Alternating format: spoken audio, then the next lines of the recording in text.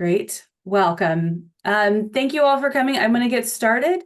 I really appreciate you all coming to Elevating Humanity to work with conflict during collaboration.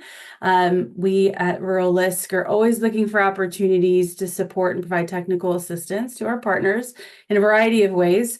For those of you who don't know me, I'm Julienne Dunn. I'm the Senior Program Officer for Workforce and Financial Prosperity. And I'm joined from my team by India Turner, who's the Assistant Program Officer, who you've probably started to see more and more emails from as we are trying to provide more and more of these opportunities for you to get some hands-on learning from our colleagues in the field. And I wanted to introduce you just briefly because I know he's going to do an incredible job of introducing himself to Gregg Potter. Gregg and I have been working together. We've worked together for, I don't know, 20 years, 15 years, a very long time.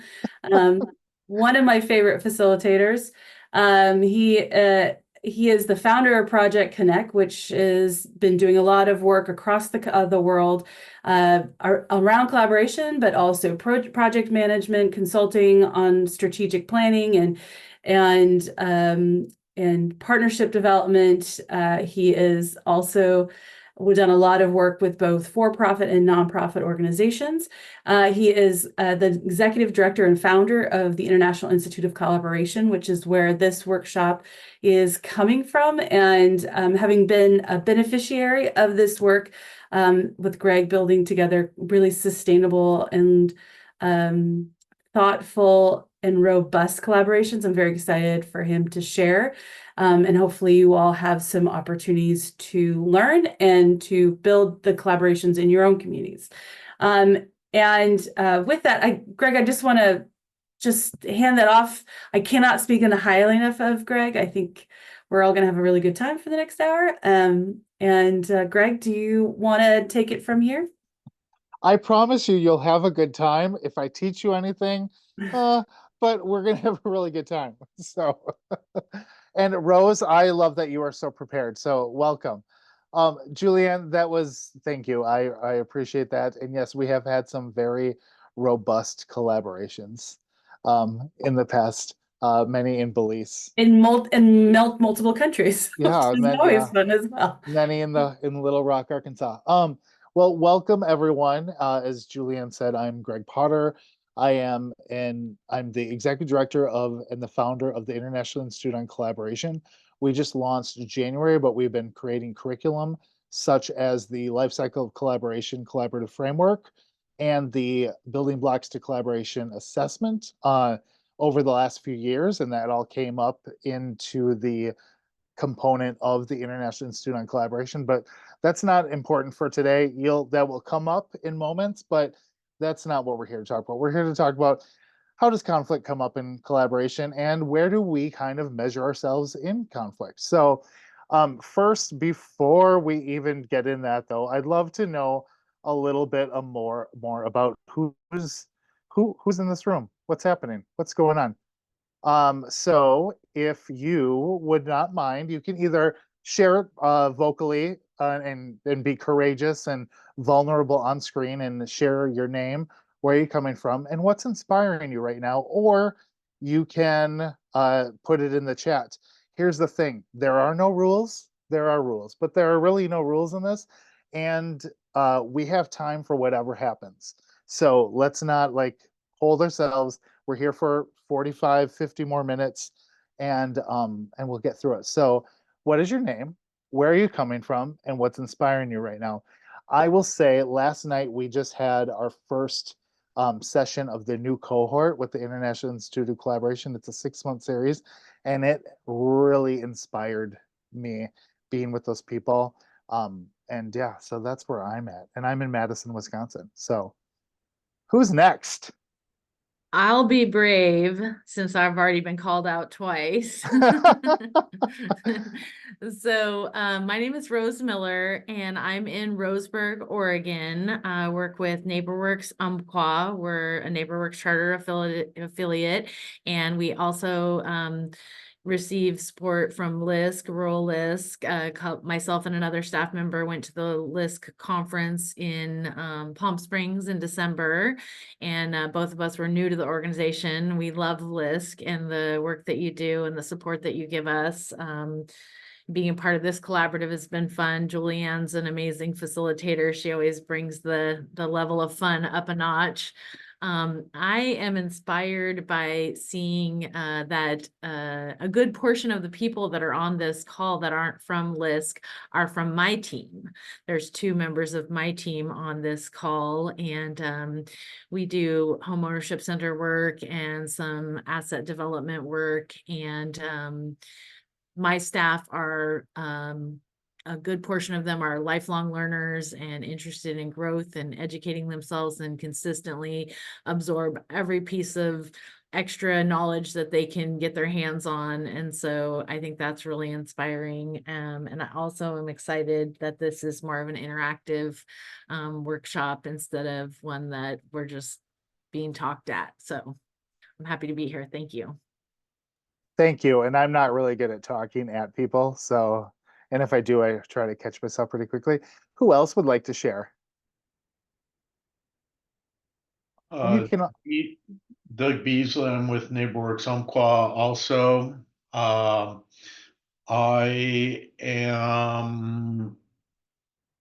do most of our foreclosure work in addition to home ownership.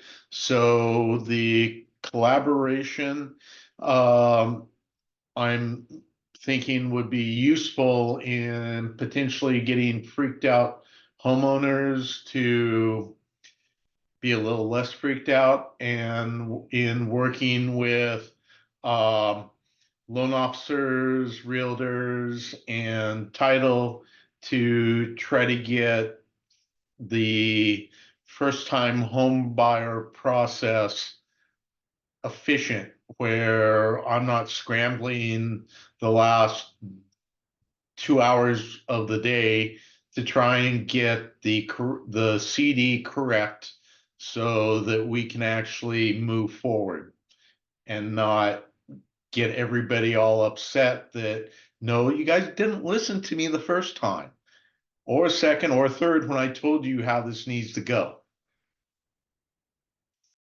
thank you for sharing. And I'm familiar with that. There's an organization here in Madison called Own It, Building Black Wealth, and it's focused on getting Black and brown first-time home buyers in there and the process in there. So I definitely heard some correlations in there.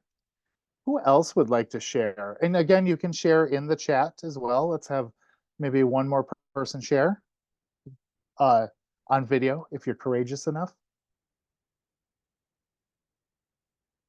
I can go for it. My name is Eloise, and I'm in Keekwan, Southeast Alaska. I work with teenagers where there is always inevitably going to be conflict. So I feel inspired by trying to build my toolbox to have a better way of taking that conflict and turning it into learning opportunities. And then my position also exists through an intersection of different organizations and agencies, and sometimes there are different values that lead each of them. So I'm also thinking about that collaboration and how to make it as fueled with respect as possible. So yeah, thank you for having me. That's so wonderful. Thank you, Eloise. And that's fantastic. I hope that you get a lot out of this in this little bit of time that we have together. Doug and Jennifer and Karen, I invite you to post in the chat. Feel free to at least let us know where you're coming from. Well, let's get into it. So what we're going to talk about in this little bit of time together is just why collaboration and what it is. And then we're going to go into what humanity looks like and how we see it every day in our unintentional collaborations. And then knowing where conflict can come up in our intentional collaborations. And then how does trust work in there, and what happens with trust and space making? And then we're going to take just a few of the questions from the building blocks of collaboration individual assessment, and we're going to see how we measure up with that. And then we're just going to close it with a little discussion about what can we take away that's easy to put in our back pocket, as Eloise was saying, to have for when the conflict comes up. Because again, conflict and collaboration is a little bit different than addressing it just in general or in our team as a whole. So thank you. And Doug, North Bend, Jennifer, Oregon, thank you so much for joining us today. Okay, so why collaboration? First, I invite everyone, how would you define collaboration? In your words and your thoughts, and this can be in chat or on camera. How do you define collaboration? What comes to mind? And it can be word association or an official definition.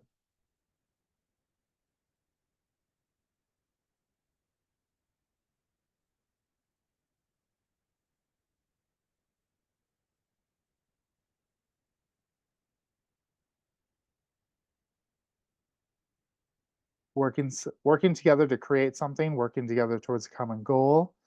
Anyone want to speak, to elaborate a little bit? Eloise, capacity to meet each other's values and move forward with common goals. I love all these.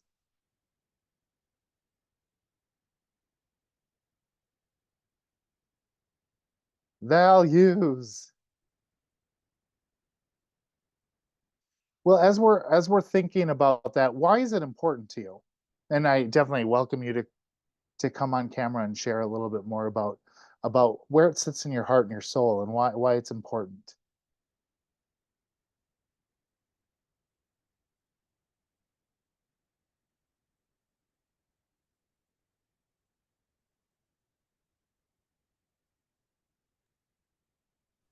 Feel like I want to answer this, but not as like just me. Because I feel like I know that quote is like it only takes one person to make a difference in someone's life, but like I've always thought that was not right, because when it's always work is that one person has brought a lot of people along with them. And then it starts to make more change and more people get involved, and things tend to last longer when you have more people involved. And there's a value in bringing in people who have different opinions to see an issue in a different perspective. It's important. It gets, a collaboration gets things done longer than I think if it's just one person trying to push that rock up a hill by itself. We would get it up and over if we were doing it together. But I tend to show up as the cheerleader. I feel like that's pretty clear. Every collaboration needs cheerleaders, and also Julienne, and since I know you a little bit better, I know that you carry a beautiful set of superpowers that work into your being a cheerleader. I love what you were saying too, and this I've never really thought about, is the collaboration you said makes it take longer in a good way, like gives the time. I would almost even say having the collaboration allows the work to be done in the time it's needed to be done. In that beautiful way. Anyone else want to add to this? Doug, collaboration creates less potential for stressful situations where there's a lot of scrambling to get a positive result. I love that. Well, I will invite us to move on to the last piece, and then I'm going to share a definition for you to entertain for the next 40 minutes. How do we show up in our collaborations? And I invite you to think about two versions of that. How do you show up in like the unintentional collaborations of like the grocery store checkout line, which is an example I use often, and because that is an excellent example of a collaboration that we're doing that we don't call a collaboration. But then also, how do you show up in your like, oh, we're collaborating? And then there's a weird anxiety that sometimes gets approached with that. Well, Julienne said that she's a cheerleader. I'm what's known as a convener connector. So I love to know what's good that's going on in the community that I'm a part of and share that information with other people. And so I've got background in journalism and public relations. Those were kind of and I didn't even really want to be those things, but I wanted to have those skills to be able to share the information. So I will just say, especially as it pertains to our meeting here today, I'm always willing to speak up.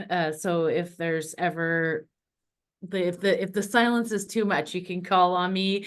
But how I show up in collaboration as I've matured is I try to be more quiet. and listen more, because I, in my younger days, tended to be the one that was like, oh, I know something about that. I've got something to share about that. Let me tell you about this. And I feel like I've already used a lot of my pennies, and I'm really here to learn from other people and to create that space so that everyone can have a voice and be a part of that impact. Because I, like Julienne, believe that the work is more effective the more voices and people are allowed to participate. This is a side note from our conversation, Rose, but I just want to say I see you. And it's a tricky thing with our superpowers. When we're younger, they think that they show up in a lot of different spaces. But then when we like age a little bit, because I'm a fellow connector, and it's a miracle to be able to sit back and be quiet and listen to how things really need to be connected, as opposed to jumping and thinking that they need to be connected right away. It's a beautiful unveiling. So anyone else want to share how you show up in collaborations?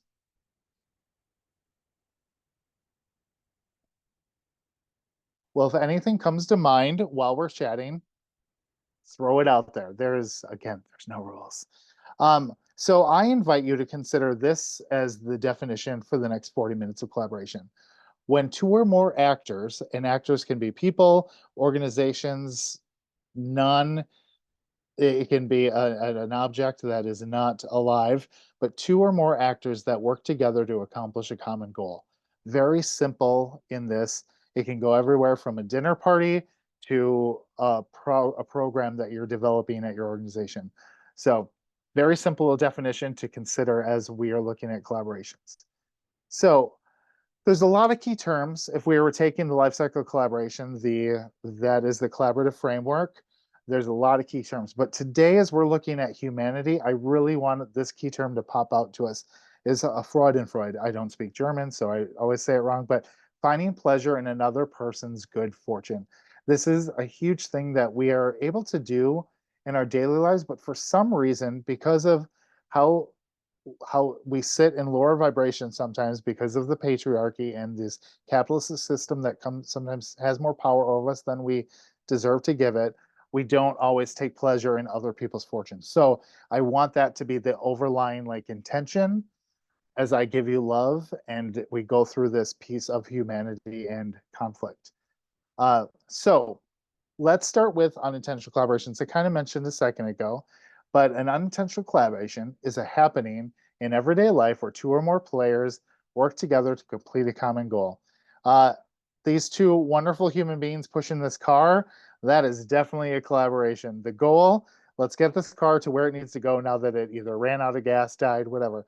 A dinner party, it's a miracle in this country that it's shocking that we're necessarily still getting together as families for these holidays as well as we are, because those are collaborations that we are joining with people that we might not have the same values as, we might not have the same viewpoints, but we're able to get through this dinner, whether it's Thanksgiving, 4th of July, whatever, we're getting through these holidays that are collaborations and still accomplishing the goal and still finding the humanity in each other and showing up for each other and connecting. So it's possible. And that's why we look at unintentional collaborations. And then the grocery store checkout line. If you ever do another course with me, we'll actually go through it. We'll pantomime or we'll participate in the grocery store checkout line and everything from the idea happening, oh my God, I need to get milk, to assessing the next step in the framework is assessing, okay, what grocery store do I go to? Where should I go? How does it work? And then getting into the checkout line where everyone has their tools, everyone knows has the same language, even nonverbal language. They have the same, like it's repeated, and that collaboration happens all over this globe, billions of times a day, and it's successful. And so there are lessons from these unintentional collaborations that we can apply to our intentional collaborations, especially when we start talking about how conflict shows up. So the second step, as I mentioned, to the framework of the life cycle collaboration is assessment. So I'm gonna invite questions and thoughts in 2 seconds, just so you know. So consider that as I'm saying this. So when we do collaboration is a choice. There's a beautiful diagram created by oh my gosh, my brain just stopped. I'll say it in 2 seconds. Adam Kahane. And there's a question, do I need to work with other people in this? And then if you say yes, then your two options are collaborate or force people to work with you in it. Forcing, unfortunately, usually ends with power over or power under, and that creates more conflict. So we want to stay away from that.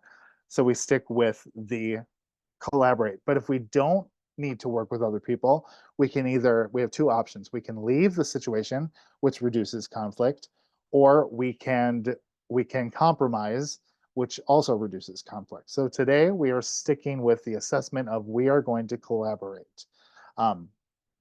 Any thoughts so far as we've talked about unintentional collaboration, the grocery store checkout line? Because I know now you're thinking, like, this always gets people thinking about what happened the last time I went to go get groceries, or I was at Walgreens yesterday. Did that really happen? And then this assessment thought. Any thoughts, any concerns, any questions? You want me to go into anything a little bit more?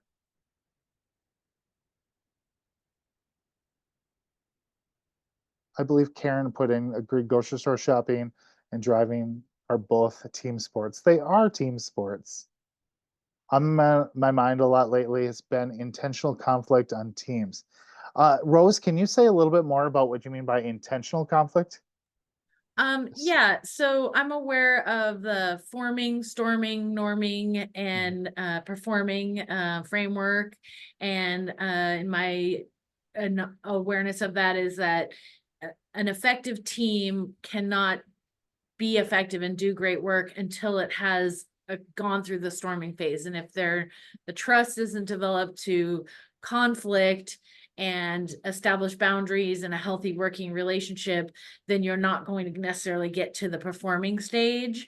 And I'm seeing that in a couple of different teams that I'm on at work, where and a book I was listening to just this morning in the car was talking about the idea of intentionally introducing conflict with teams in a healthy way to kind of help support that comfort level with the team developing as a team. Interesting. Bring that up. In my viewpoint, and please add in everyone else, the storming part is also known as the point after the honeymoon period, after the team gets together. And how I try to set it up with my clients in my groups is that we need to do our best, and we'll talk about this in a moment. We need to do our best of creating the space and creating trust and ensuring that everyone knows their roles and responsibilities. They know the timeline, they know every detail, because ultimately, no matter what, when that honeymoon's over, conflict will arise. And some of it, fortunately, is good conflict. So I hear what you're saying, Rose, and I agree completely. And I'm going to lean into what it looks like to actually purposefully add, intentionally add conflict, because I think that there could be a lot of great growth periods to that and doing that. Any thoughts on that, or anyone want to add any other insight?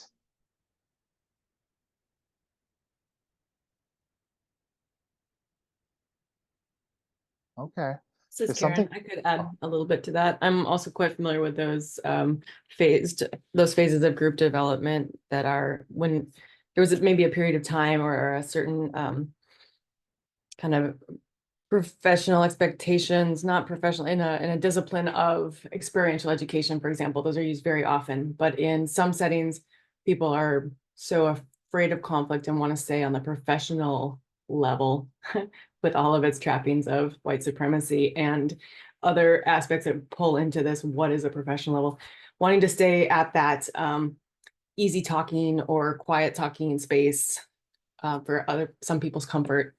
That the storming aspect, people don't trust to go into any kind of conflict or to come back to one another for repair following that. So I think that is an interesting topic that you bring up there.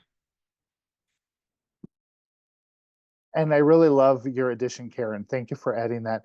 And it also, what I'm hearing and what you're saying, Karen, is it's a reminder that we have all these, no one tool set is meant to fix every situation. So that's why we have many, and we have to approach the humanity. And that's really what we're getting into with the Freud.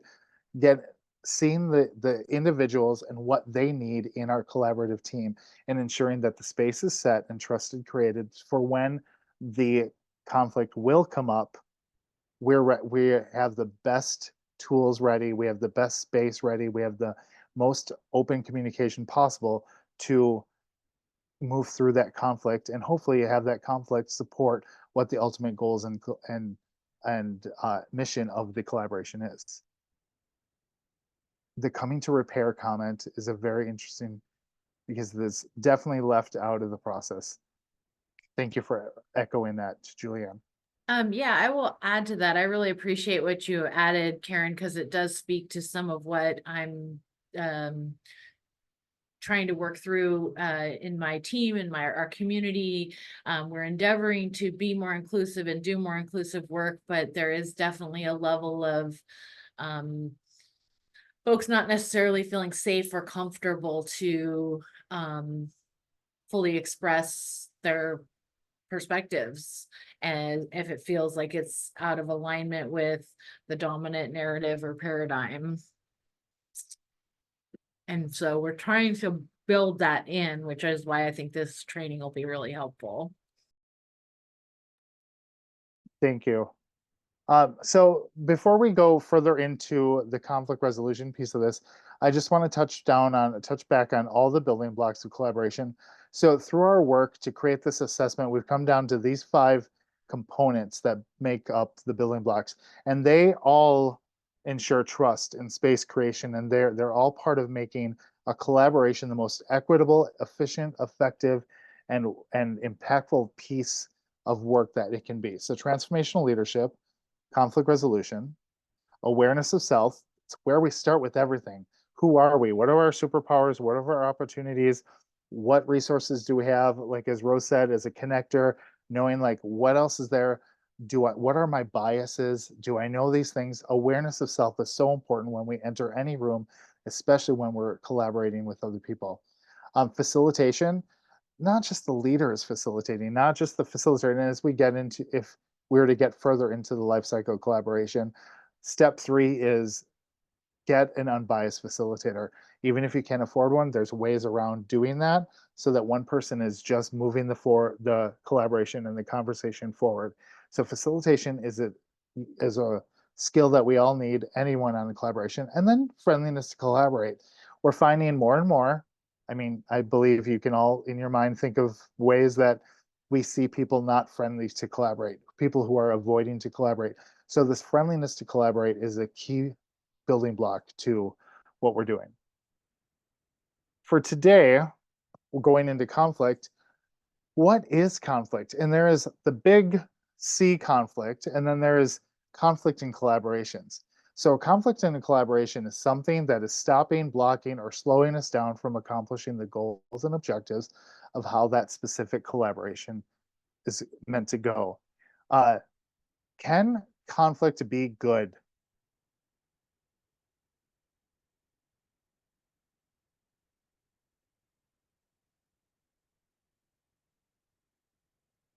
Yes. I'm going to share a story since Julienne is here with me in this group. When I was at the Clinton School of Public Service, I was on my practicum team. Julienne, I imagine you were smiling and laughing. My practicum team, and we had 4 people on this group, and 3 of us would go to bed at night and then wake up the next morning, and the 4th person would have edited things. I mean, we were doing this huge project with the entire state of Arkansas, with legal needs of Arkansans. And we'd wake up and so many things would be changed. And we would get so irritated, and there was so much conflict here.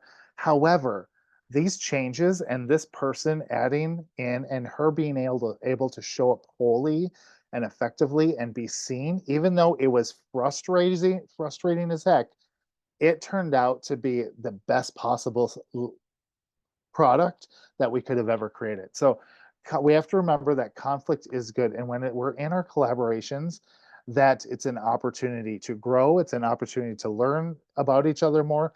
It's an opportunity that mirrors what might be missing from the work. Is there a position that's missing? Do we have to go back and rebuild trust with the entire group? Do we have to assess when we're meeting and when we are working, like what's going on. So conflict is usually telling us it's something, it's a symptom. What else what else would you add to this about conflict specifically in collaborations? As I was mentioning, the storming phase, it helps a team establish what boundaries and what are the frameworks with which we're working with each other. So it's like a testing the waters. It's almost like, I think of a parent-child relationship where a child has to push back on their parent to be fully actualized, as a little human being. So teams have to kind of show each other, what they will and won't accept in their working relationship. What are those boundaries? And then the work can actually get started.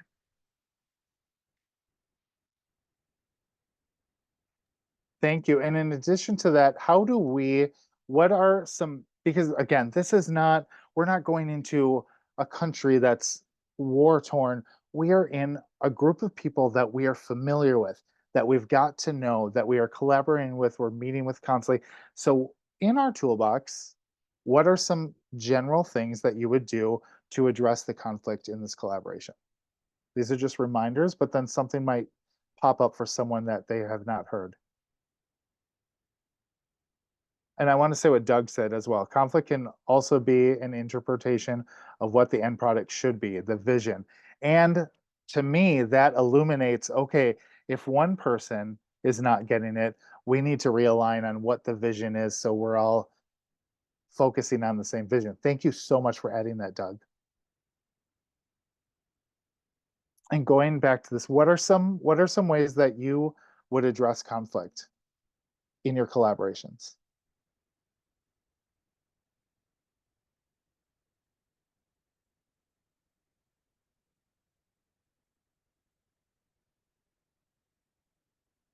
Definitely bringing everyone together, transparency, finding the common ground, calling in questions. I'm pretty confident that we all have these skills in our back pockets. Calling in questions, where I heard you say this, what did you mean by that?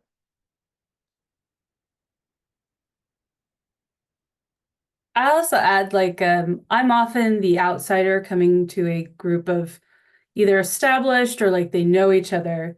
And so I get to ask questions that people think they all are on the same page about. And so it's like not just a question, it's a pretty dumb question, but it tends to be pretty revealing and resolve like conflicts that have been existing for sometimes decades. Because people are like, oh my gosh, that's not what I think. Or, it's just like some baseline misunderstandings or holding on to grudges. But, you got to have those conversations. But being the dumb, I get to come in and ask the questions that no one else has asked. But so I ask them in the group and see if I can prod the misconceptions that are often the foundation of the conflicts that I may be walking into. Right, those dumb or simple questions of like, just explain it to me. What's going on? And what that does for the group is we get this beautiful objective vantage point of, oh yeah, it was so simple. Julienne just left the building yesterday without saying goodbye, and I thought she was mad at me. And really, she was just tired and something else is going on. Whatever it is.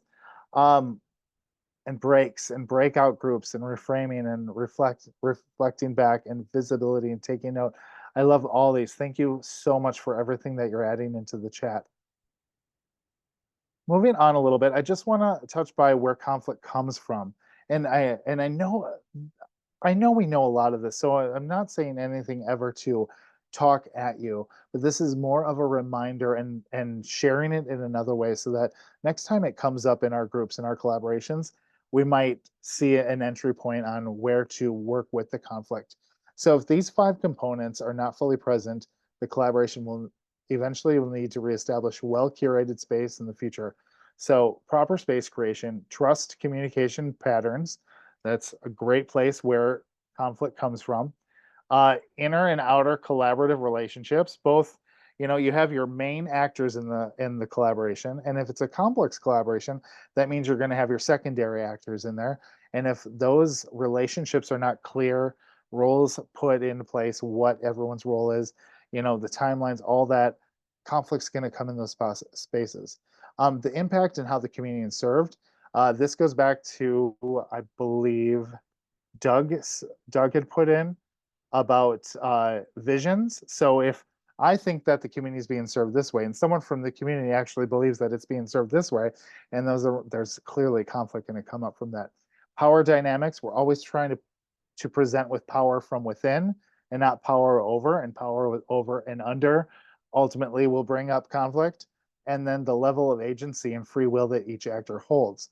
We are creating space that everyone shows up their whole selves, their authentic selves. They're not afraid to say anything, and they feel seen, heard, and show up full agents. We forget sometimes that when we say, oh, I'm empowering someone, you're not. We don't have any power to give power to someone else. We are sharing the power with someone. That means that they at one time may have more power or more of a say than we do. And we have to get rid of our egos long enough to say, yes, oh my gosh, that's a great idea. I'm so glad that you were able to say that. So again, these 5 components, those are usually where conflict can be caused or seen for the root analysis of conflict. My words are fantastic. So trust. I know this all comes in here, but I want to have a moment just to really where does trust come from you? How long does it take? What makes something trust? Why is trust so important in relation to conflict resolution?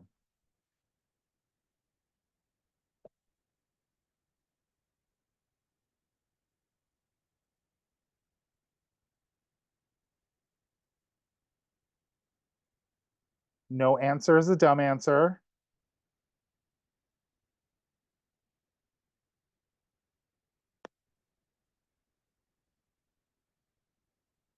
If I can't trust you, I won't collaborate with you. Bottom line, right? Right. People won't feel free to express their whole selves without trust. Exactly. Yeah. I really love that, Eloise. It sets the pace of progress. Oh, because the minute you have trust and then you lose it and you have to reestablish it, it stops everything. It changes the timeline, it changes the outcome. It sometimes will change the players because some people will leave. So trust is so important. It is the glue to every collaboration and to getting through and effectively using conflict in our collaborations. Anyone else want to add into that?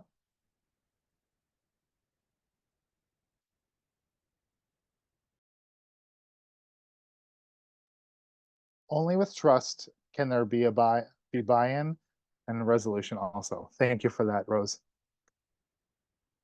Well, let's assess our skills a little bit. So in the building blocks of assessment, building blocks of collaboration assessment, there's 10 questions under each building block. And so I've chosen 3 of the conflict resolution to share with you. And this is open. Be honest with yourself. Do not project who you want to be.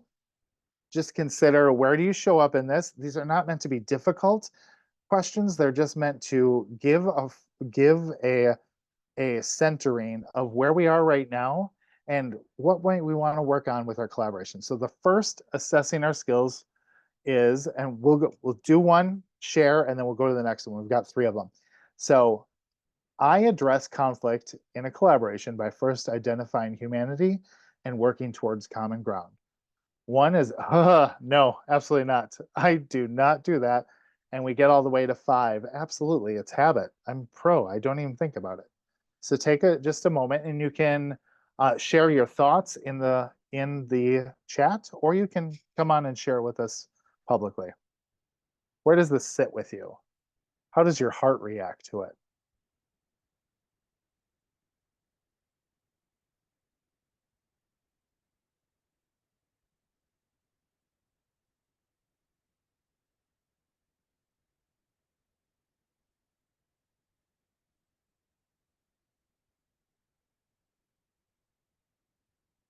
Anyone want to share?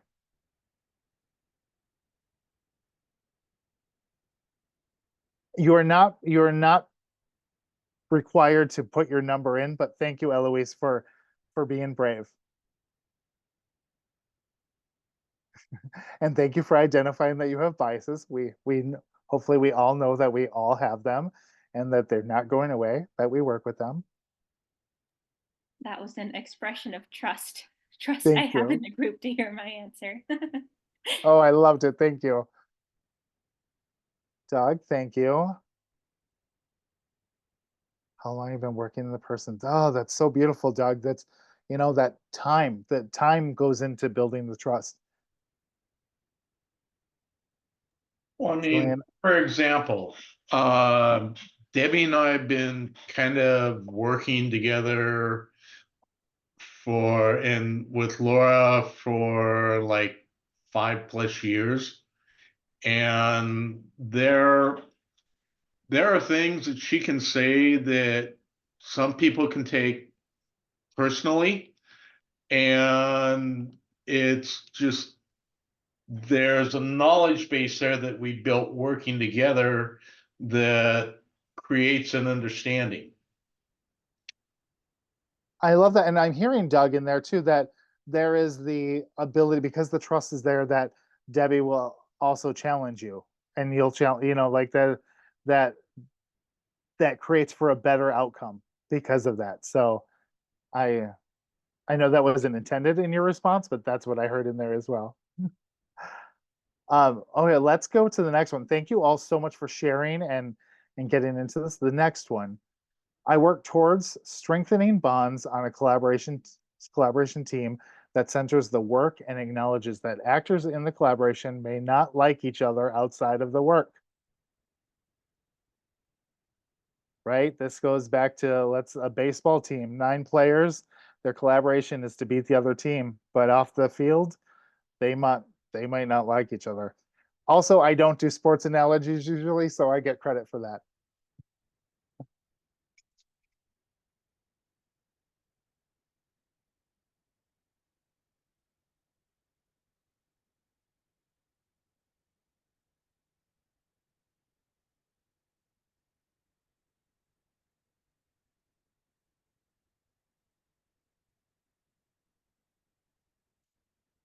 How do we feel about this one?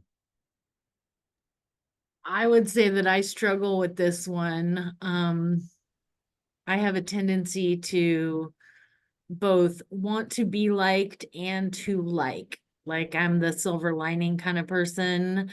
I can find a commonality with most people, and even when there is conflict, I can find something typically where I understand, where the person is coming from or why they're coming from that place. So that's my bias is I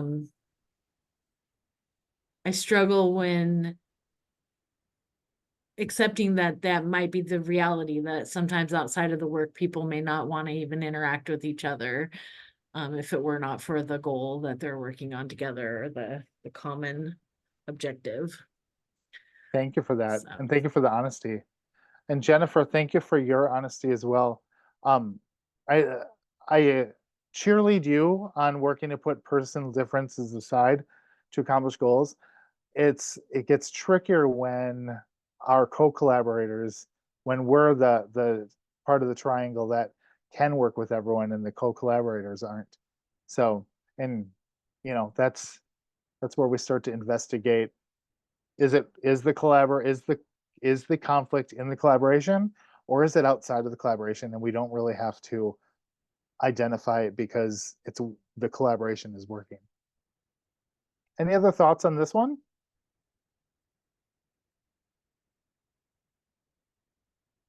Okay, we'll go to the next one. I have multiple strategies ready to use in different conflict situations. And again, this is a mirror. We talked about some strategies earlier, and those are they fall into facilitation strategies. They fall into this.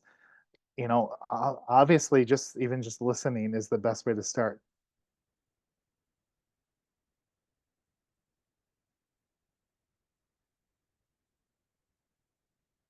Rose, you say you need more, but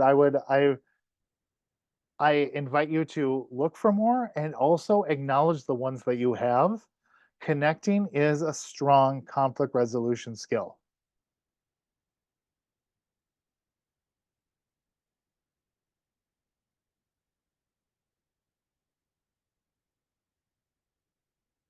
Thank you, Eloise, for that. Also, we have to remember too, if we can find a resource or someone else that can help us, that is a skill. That's knowing where the resources are to assist through the conflict. There's many ways to approach how we deal with the conflict in our collaborations.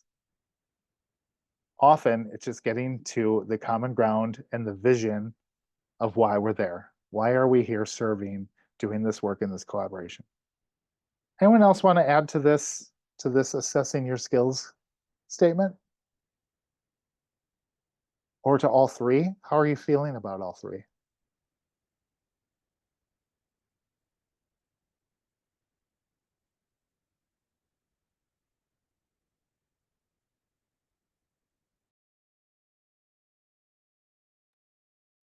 If you can't tell, I'm really good with pregnant pauses. So, okay.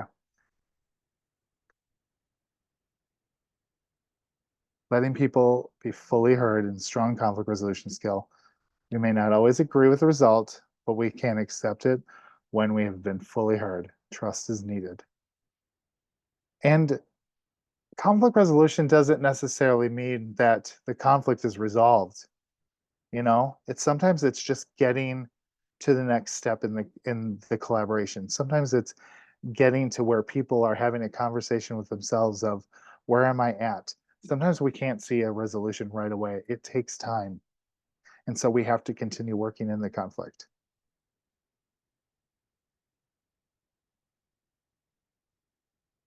And when we can have been honest with the group about what we have been changed with what we cannot during the stage of a process. Yeah. Thank you, Karen.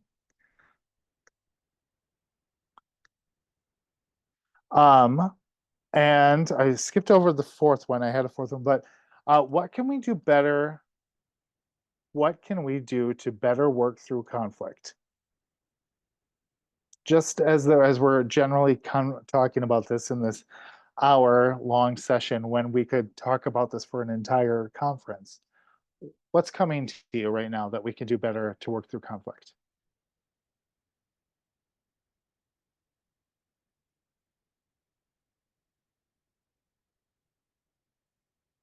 Embracing it, even when that feels harder than ignoring it. Eloise, yes, you're clearly, this sounds like someone who's working with teens who have conflict.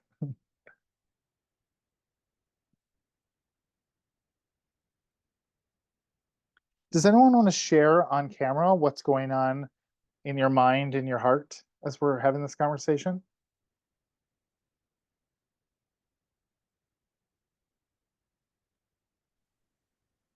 Part of it for me is thinking back to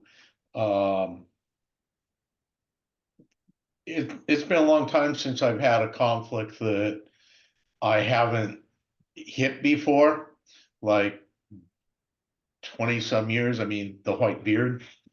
Uh, and it just more, that's kind of the thought of part of the last couple of questions is thinking back to when I've actually had something that I haven't faced in the past. The other side of that, Doug, is perspective. How beautiful is perspective in handling conflict?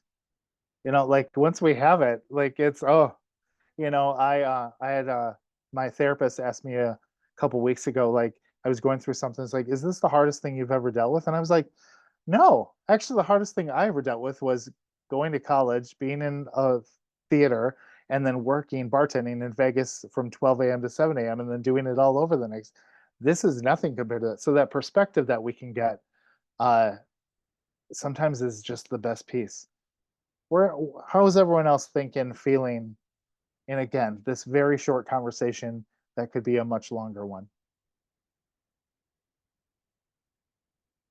And would anything help put a bow on it for you right now?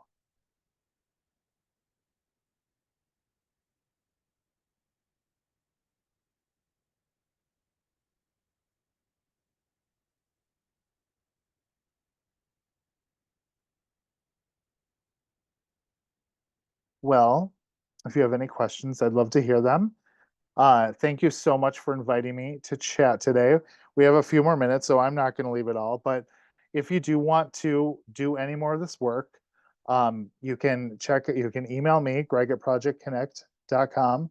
Check out the International Institute on Collaboration.com. We've got the building blocks of collaboration assessment, the life cycle collaboration, that's the collaborative framework, individual and team coaching to help actually move through it, or a collaboration cohort that mixes all three of those together. So any questions, any thoughts, anything before you leave me? I'd love for you to elaborate a little bit more on your concepts around elevating the humanity of those that you're trying to collaborate with. I think that's an important component.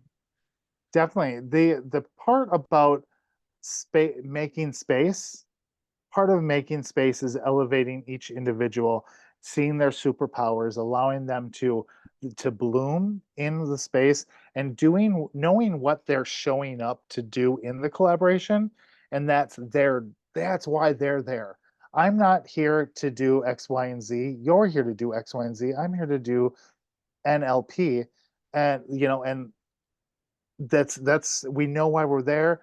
We show up wholly and let our whole it all starts with the self-awareness and the humanity in who every person is coming to the collaboration. Does that make sense?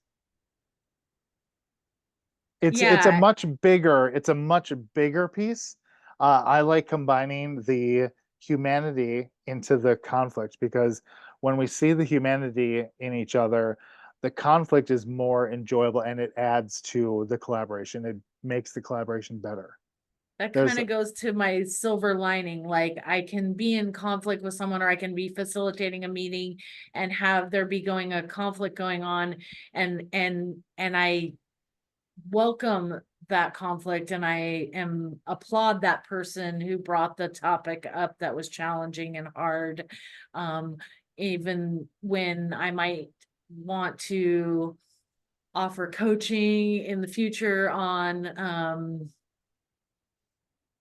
ways to effectively get your message heard when people aren't feeling that way of embracing the conflict. But I think that when we can look at the humanity, like you were saying, the superpower, what each person is there to do, some people's role is to bring the conflict. And I think that can feel tiring sometimes to those individuals. And so the more we can honor and create that space for them to do that, maybe if there's less pushback on them bringing conflict, then maybe it can feel less of a lift for them. And so I'm trying to kind of come up with ways on a couple of different teams that I'm in of embracing or opening that path to people feeling comfortable to bring uncomfortable ideas to the forefront.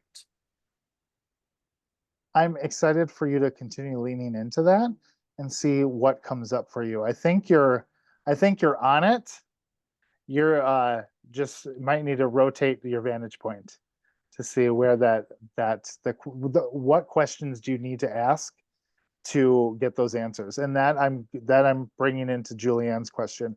How do we do better work through conflict with those who are not interested in resolution? What questions do we need to ask? Okay, we know we're not going to resolve this, but what is our common ground to get to the goals and objectives of this? who are we serving and why did you show up to this conflict or to this collaboration? Because this is why I showed up. And so if we can at least do that and be transparent, someone had mentioned transparency earlier, be transparent about, oh, well, we're not going to see eye to eye on this, but we can still get through this conflict. I hope that helps clarify that, Julienne. And by tying it in with what Rose said.